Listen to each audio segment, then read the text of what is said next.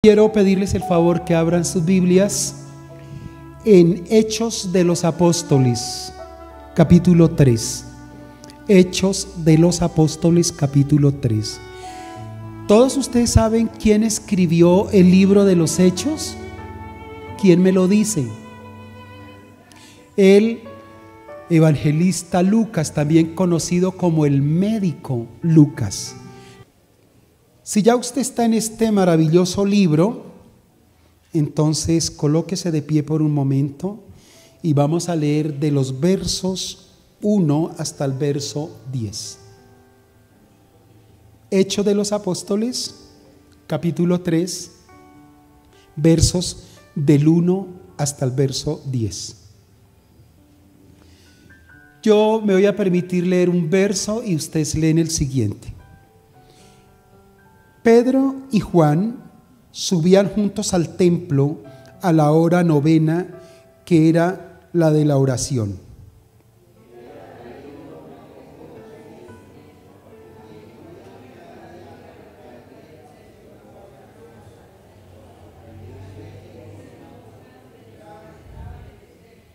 La verdad, escuché un murmullo. Vamos para el siguiente, vamos a vocalizar un poco más. Verso 3. Cuando había a Pedro y a Juan que iban a entrar en el templo, les rogaba que le diera limosna.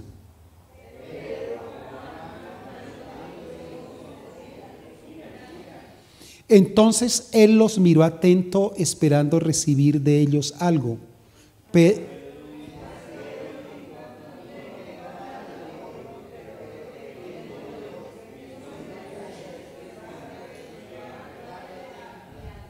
Entonces lo tomó por la mano derecha y lo levantó. Al instante se le afirmaron sus pies y sus tobillos.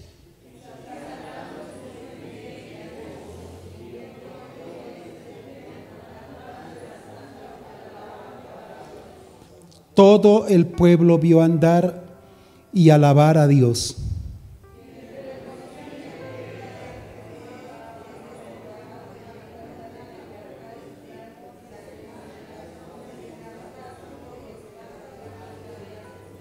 Amén. Muchas gracias. Tomemos asiento. Señor, queremos agradecerte por habernos dejado esta palabra. Hoy queremos recibir el primer mensaje, el mensaje verdadero de este texto que acabamos de leer. Que no hable el hombre, Señor, que escuchemos tu voz en esta mañana, porque necesitamos una palabra que nos fortalezca, que nos anime, que nos aliente y que nos enseñe a seguir más con firmeza en tus caminos. En el nombre de Jesús, amén. Muy bien, quiero compartir en esta mañana bajo el título Mucho más de lo esperado. Mucho más de lo esperado. Lo que nosotros leímos acá es un verdadero ¿qué? Milagro. Un milagro que el Señor hizo. Cuando Él estuvo en esos 3 años y medio de ministerio, hizo una cantidad de milagros y muy variados milagros. Y todos ellos eran unas evidencias visibles del poder de Dios.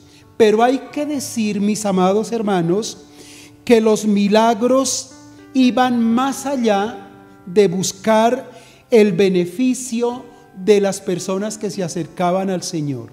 Si bien es cierto que al Señor lo movía una gran compasión al ver la miseria de las personas, al ver las condiciones paupérrimas en que ellos vivían, había algo más allá de curarlos, de liberarlos, de darles esperanza. Y era que cada milagro se convertía en un mensaje revelador para el pueblo de Israel y para la sociedad de ese entonces. Esos mensajes que venían como consecuencia de esas señales milagrosas no era otra cosa que mostrar algunas virtudes y algunas características propias de la naturaleza de Dios. Este milagro en particular revela que Jesucristo no solamente fue el Jesús antes de su muerte, sino que es el mismo Jesús que resucitó, que caminó por 40 días con sus discípulos antes de ser ascendido al cielo. Entonces, este milagro es una evidencia de que Él se fue a ser glorificado por el Padre, pero que sigue actuando y haciendo los mismos milagros en la vida de la gente necesitada, en la vida de las personas que acuden a Él, pero a través de ¿quiénes? Díganlo sin temor, a través de los apóstoles, a través de la iglesia, a través de sus discípulos. Y entonces es el primer milagro que podemos decir, sin que me malinterpreten, el primer milagro que hacen sus discípulos, es decir, el primer milagro que hace la iglesia. Pero es el mismo Cristo operando a través de ¿quiénes?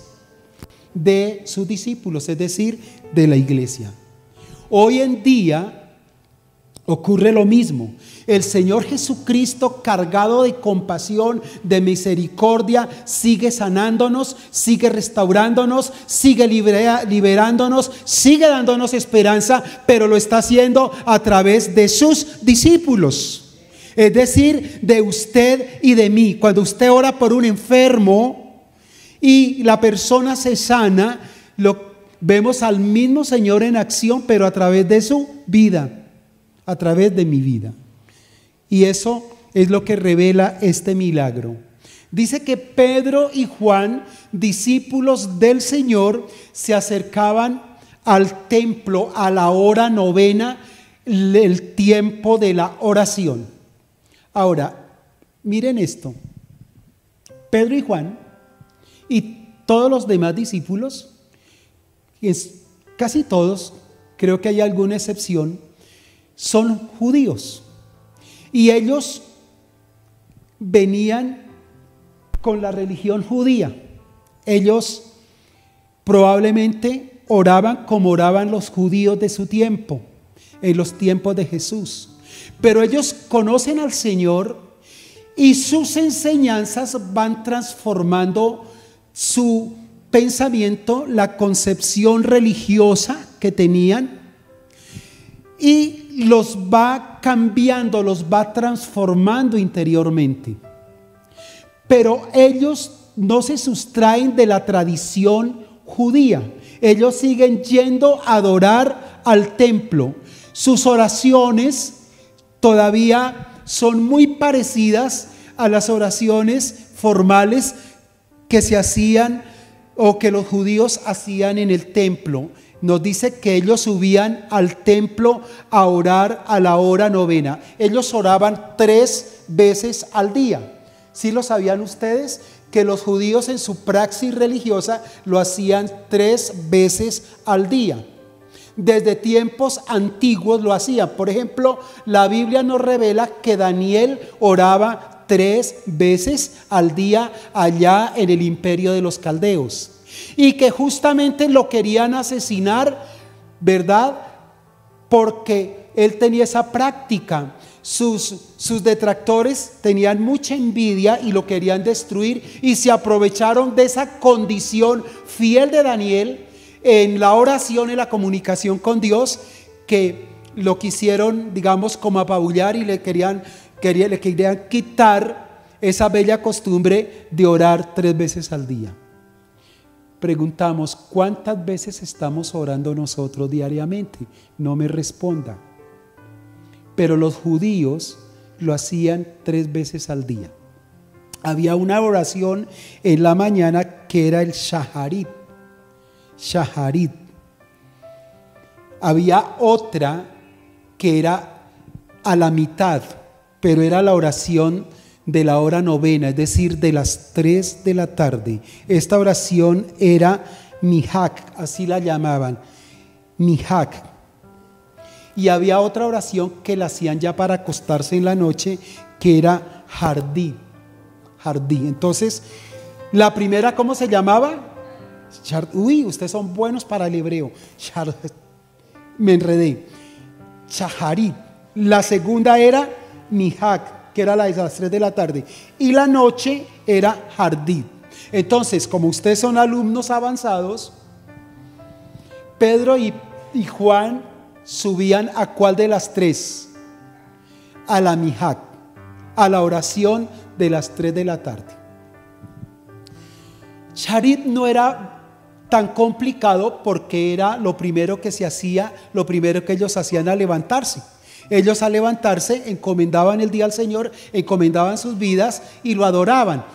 Tal vez 5, tal vez 10 minutos, tal vez media hora. Eso dependía de la piedad de cada uno de los adoradores. En la noche tampoco era problema orar. Jardí era, digamos, relativamente fácil, porque como que era ya al momento de ir a acostarse decir: Señor, gracias por el día, por haberme protegido, por haberme bendecido, por haberme guardado, por tener la paz que hoy tengo antes de ir a dormir. ¿Cuál era la más complicadita? ¿Y cómo se llamaba? Mihak. Esa era la más complicadita. ¿Por qué? Salud. ¿Por qué, mis queridos? ¿Por qué? Porque era la más complicada. Gracias, Clarita. No se reveló sangre ni carne, sino el Espíritu del Señor. De verdad, sí. Porque es que era ese horario el más atafagado del día, donde estaban las personas en toda, digamos, la intensidad de su trabajo, de sus ocupaciones. Si usted mira 3 de la tarde, es el tiempo donde usted está trabajando duro, porque tal vez tiene una tarea que cumplir en su trabajo. Entonces nadie quiere parar, todo el mundo quiere hacer su obligación, su responsabilidad, de manera tal que era una oración sacrificial. Era la ofrenda más valiosa que se presentaba. Era orar en medio de unos horarios que no permitían, que no daban casi que ese tiempo. Y por lo tanto pensamos que era la oración más valiosa, más significativa de cada persona. Y allá iba Pedro y Juan. ¿Con quién se encuentran? Ellos se encuentran ¿con quién? Según lo que nosotros leímos. Tome el verso número 2. Había un hombre cojo de nacimiento que era llevado y dejado cada día a la puerta del templo que se llamaba La Hermosa, para que pidiera limosna a los que entraban en el templo. Entonces ellos van garbosos, animados, ellos saben que están muy ocupados, pero tienen la responsabilidad que se van a encontrar con el Señor Dios Todopoderoso, que les reveló el Señor Jesucristo, su Maestro. Pero al querer pasar, al querer entrar por la puerta, de paso, ¿cómo se llamaba esa puerta? La Hermosa. No pierdan de vista el nombre de esa puerta. Cuando van a traspasar la puerta, entonces los 2 discípulos que iban a dar lo mejor a Dios, que iban a dar su ofrenda de amor a Dios, ven una escena y ven a un hombre que está tullido. Eso dice la versión Nueva Jerusalén. Dice la Nueva Jerusalén, no, la versión de la Biblia Jerusalén dice que este hombre estaba tullido de nacimiento. Por un momentico imaginémonos a ese hombre, cómo tenía sus piernitas, sus tobillos, todo, cómo lo tenía. Bueno, algunos dicen que tenía las piernas dormidas, largas y flacas, ¿verdad? Blancas ahí. Eran los solos huesitos. Yo pienso que las piernas no eran tan largas, ¿sabe? Eran unas piernas corticas que no se habían desarrollado. Este hombre entonces estaba tullido, es decir, estaba totalmente paralítico, no podía hacer nada. Dicho de otras maneras, las piernas que se les había dado para que caminara no estaban cumpliendo su función. Y era una persona que nunca había caminado porque dice que era tullido o cojo de nacimiento. Él fue formado dentro del vientre de su madre con esa discapacidad. Entonces imagínese por un momentico la tragedia de este hombre, la dificultad para él poder vivir. En ese tiempo las personas así sufrían mucho porque no eran bien vistos, siempre eran vistos con lástima. Y imagínese que él se haya convertido en una carga para los demás, porque el texto dice que las personas tenían que traerlo y llevarlo todos los días, le tenían que dejar ahí en la puerta la hermosa, y cuando ya se terminaba la jornada religiosa tenían que otra vez echar al hombro a este hombre y llevarlo a casa. Entonces, por el sufrimiento de él también sufrían otras personas, y él estaba allí en esa condición. Pero el texto dice que Pedro y Juan se fijaron en él. Curioso, ¿verdad?, que se hayan fijado en él. Porque normalmente, muchas veces cuando alguien se acerca a pedirle a usted una moneda, usted muchas veces abre su cartera o mete la mano a su bolsillo, pero usted no está mirando a la persona que le está pidiendo la limosna. Su atención no está en esa persona, usted solamente está buscando qué le puede dar. Y usted saca la moneda y se la da, pero poco o casi nunca hay un contacto visual. Pero lo que pasa con Pedro y Juan frente a este hombre, que la Biblia no nos revela su nombre, simplemente dice que era un hombre paralítico de nacimiento, inmediatamente ellos dos se conectan con él. Para él fue muy extraño, nadie lo miraba, nadie centraba su atención en él, nadie lo determinaba. Como dijo nuestra vicepresidente Francia Márquez, él era un qué, un nadie para mucha gente. Pero para Pedro y Juan no, porque ellos sí lo miraron en su condición de dolor. Y aparte, él extiende su mano y les dice: por favor, dame una moneda. Es como si este hombre quisiera decir: mire, ustedes van al templo a adorar, pero antes de adorar a Dios, allá adoren a su Señor aquí, mostrando generosidad. Uno pensaría que es lo contrario: primero vamos al templo a adorar y luego salimos y estamos listos para seguir adorando a través de nuestra generosidad. Pero mira cómo el texto dice que primero ven a ese hombre, es decir, honren y adoren a Dios antes de entrar al templo. ¿Y qué le dice Pedro y Juan? Sin que vayan al texto, ya lo leímos una vez. ¿Qué le dijo Pedro y Juan al hombre?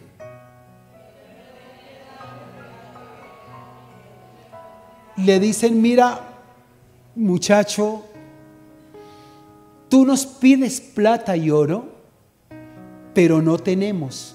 ¿Qué dijo este señor cuando escuchó a la voz de Pedro y de Juan? Dijo: yo me pegué a un peladero. Esos están peores que yo. Si yo estoy en la inmunda, esos sí están perdidos. Y tal vez él dijo: ay no, yo no centro la atención en estos, porque se me están yendo otros rápido al templo y de pronto yo les veo cara de ricos. Pero ¿qué dijeron los discípulos del Señor? Les dice: míranos, míranos. Y cuando él centró la atención, ellos le dijeron: no tenemos la plata y el oro que usted busca en nosotros, pero nosotros consideramos que tenemos algo mejor para usted. Le dijeron: de lo que tenemos te damos. Y esto generó una expectativa grande en aquel hombre. Ay, no me va a dar plata ni oro, me va a dar algo más valioso. ¿Qué será? Tal vez él se frotaba las manos y estaba muy a la expectativa. Pero ¿qué le dijeron ellos? ¿Qué le dijeron?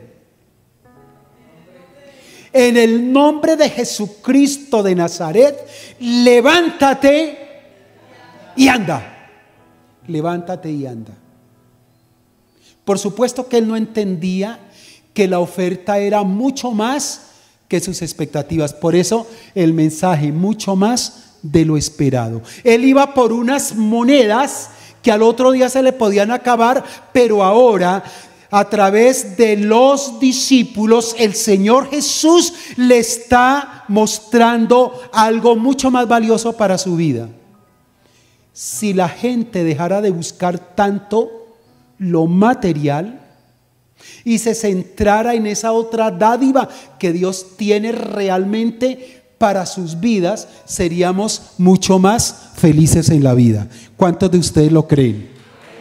Lo creemos.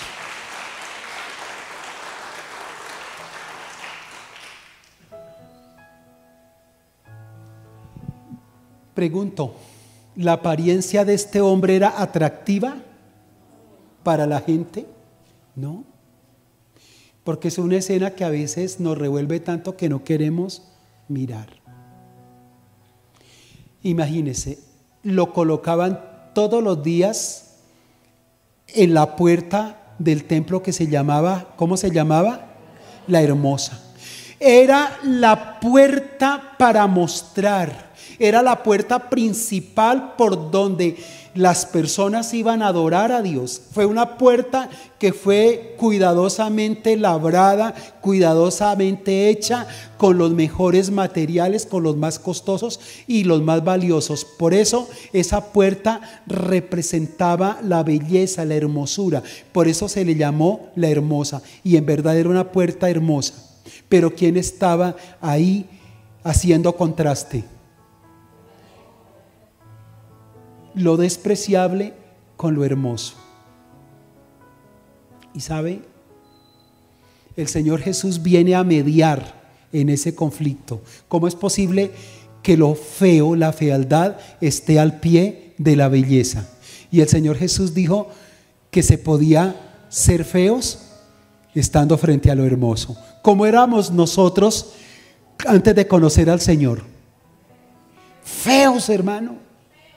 Nosotros le producíamos náuseas al Señor. Nuestras actitudes, nuestros comportamientos no nos hacía agradables delante del Señor. Pero el Señor vino, ¿verdad?, para cambiar la fealdad por la belleza. ¿Podemos entender eso, mis queriditos? Tal vez le fuimos antipáticos para mucha gente en nuestra vida sin Cristo, pero cuando el Señor llegó a nuestra vida, ya no fuimos odiosos, sino fuimos personas de valor, somos personas de bendición. Y pregunto, ¿la gente a usted lo ve como una bendición o como un problema? ¿Cómo los ven?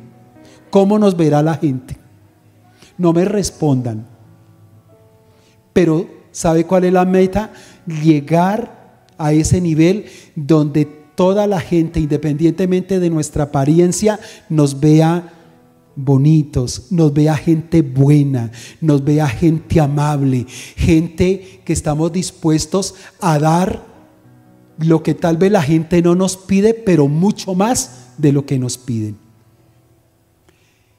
Yo espero que cuando usted vaya por la calle y le pidan una limosna, entonces usted diga: yo voy a asumir la misma actitud del apóstol Pedro y de Juan.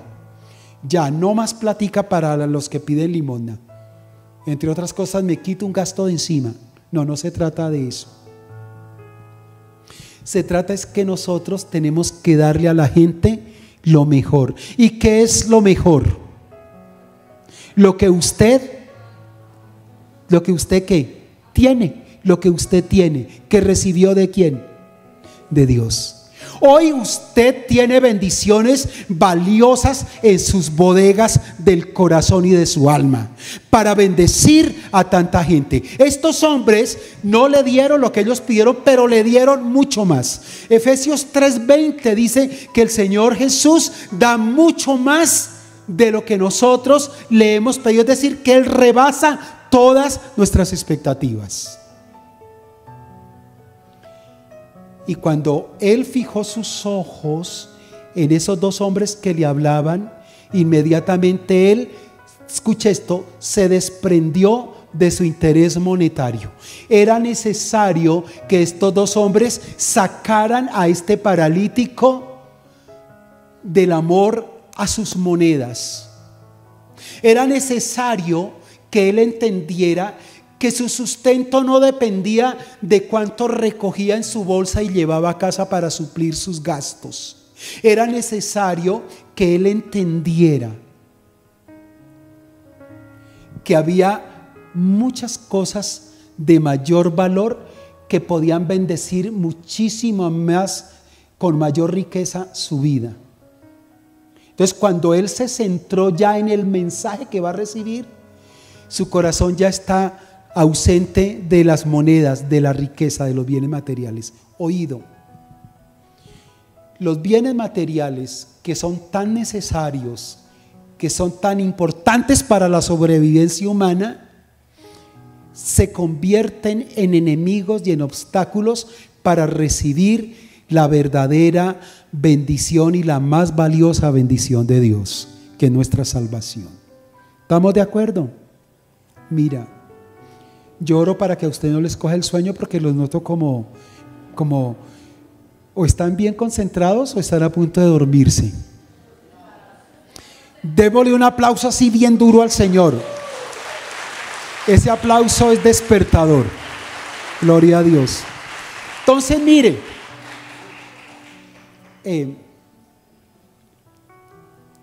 Pedro le dice: no tenemos lo que tú buscas, pero tenemos algo más valioso, y es que queremos que camine. En algunas partes de la Biblia se relaciona el caminar con seguir a Jesús, con seguir a Jesús. Y este milagro le iba a devolver a este paralítico el propósito de Dios. Y el propósito de Dios en cada ser humano, independientemente si van a una iglesia, es que lo adoren y lo sirvan a Él, que caminen con Él, que vayan por la vida tras las pisadas de Él. Cuando le dice en el nombre de Jesús de Nazaret, levántate y anda, le está diciendo: levántate y camine. ¿Camine detrás de quién? De Jesús, porque ese hombre no había caminado físicamente y mucho menos caminaba espiritualmente con el Señor. Pero mira que recibió 2 en 1, tremenda promoción, ¿cierto? Porque ese día el propósito de estas piernas, que era llevarlo y traerlo a todo lugar, no le servía. Por eso él no podía ir, lo tenían que llevar y lo tenían que traer y bueno, todo lo que ustedes ya saben. Pero a partir de ese levántate y anda de los discípulos del Señor, motivado por el gran poder de Cristo, le restaura el propósito de sus piernas, porque dice que él se levantó y se le afirmaron sus piernas y sus tobillos. Y él no solamente, ¿qué hizo ese día, en ese momento? No solamente caminó, sino que saltó. El propósito de sus piernas se restableció. Pero había un propósito más grande, con un sentido espiritual, que ese hombre empezó a caminar para Dios. Porque acto seguido, después de que él celebró feliz, contento, y aquí entre nos, era imposible que pasara lo que pasó ese día, mis hermanos. Era imposible para este hombre. Pónganse de acuerdo. ¿Era imposible para este hombre volver a caminar? Claro que sí. Un imposible de esos imposibles. Es más, él ya se había olvidado de caminar, o ya no tenía expectativas de caminar, porque algo le decía ya todos los días que el caminar no era para él. Pero en ese milagro tan maravilloso, tan poderoso, él físicamente camina y ahora va de camino al templo, porque dice que tomó a sus tomado de la mano de sus discípulos, entró saltando y glorificando al Señor al templo. Ese día empezó a caminar con Cristo Jesús. Amén.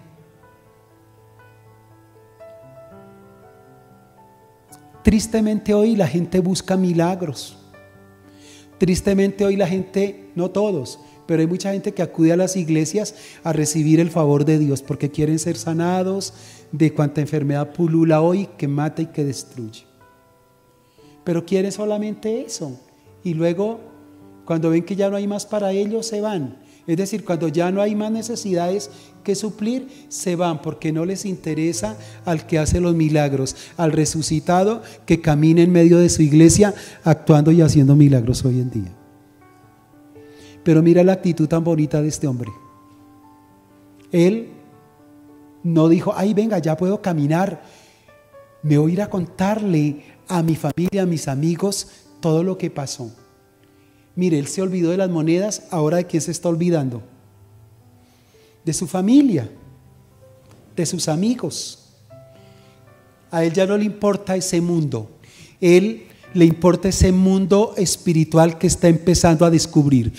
Todo milagro que Dios haga en nosotros debe producir en nosotros un caminar espiritual con Dios. De lo contrario, ese milagro se perdió. ¿Estamos comprendiendo eso, mis hermanos? Y estamos muy mal enfocados si nosotros estamos tras de los milagros, pero no caminamos tras de que Él nos hizo el milagro. Entonces, mis queridos, él fue sanado, entró al templo adorando y dando gracias al Señor.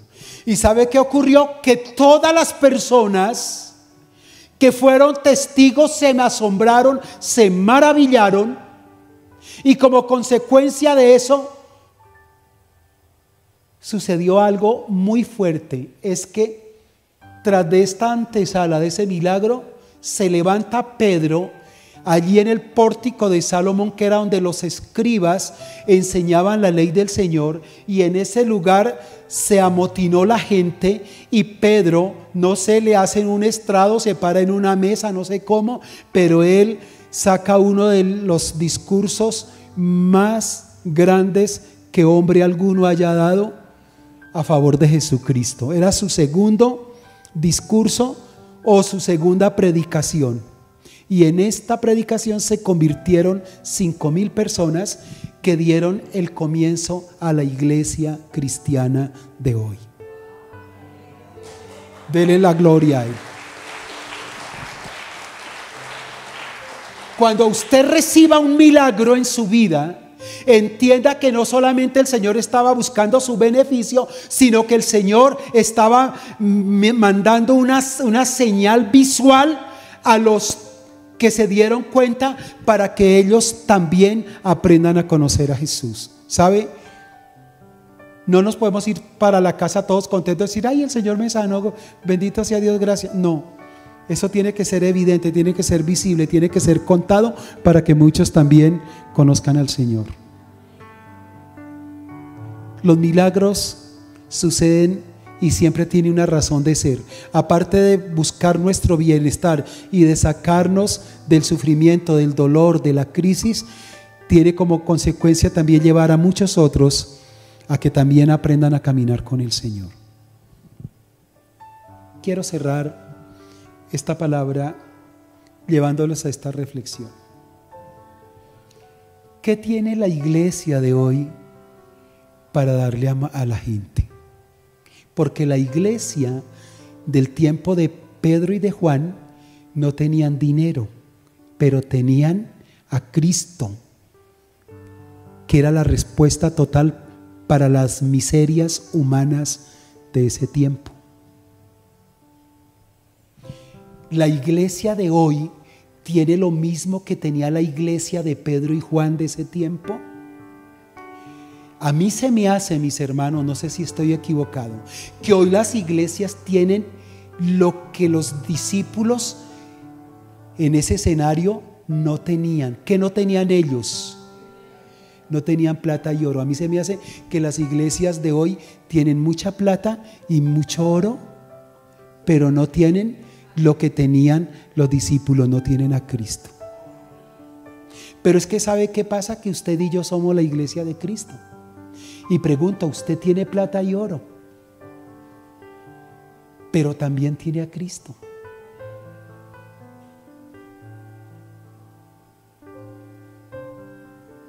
¿Qué tenemos para darle hoy a la gente coja que no puede por sí misma caminar con Dios?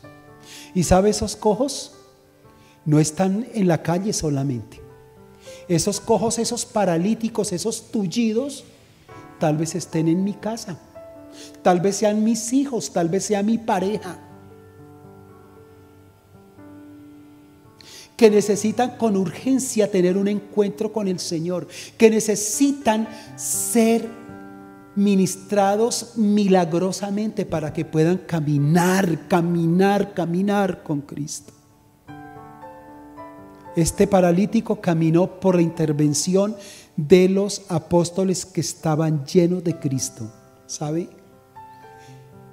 Si en ese balance que están haciendo ahorita sobre qué tenemos como iglesia para dar, nos encontramos que tenemos plata y oro, pero no tenemos lo otro, es tiempo de empezar a cambiar nuestra vida cristiana y atesorar a Cristo en nuestro corazón, porque si lo tenemos a Él, lo tenemos todo. Y si tenemos a Cristo, tenemos todo lo que mi hijo, lo que mi pareja, lo que mi suegra, lo que mi yerno, lo que mi nuera, lo que mi amiga, lo que mi compañera de trabajo necesita para que aprenda a caminar con Cristo. Amén, mis hermanos. Que Dios nos ayude. Que Dios nos ayude. Váyase para su casa reflexionando sobre esto. Miren, Dios ama a la humanidad, Dios ama al mundo pecador. Y Él quiere hacer todo lo que el mundo necesita. Pero Él no va a volver a bajar aquí para hacer esa tarea, porque Él ya la hizo y le delegó a usted y a mí.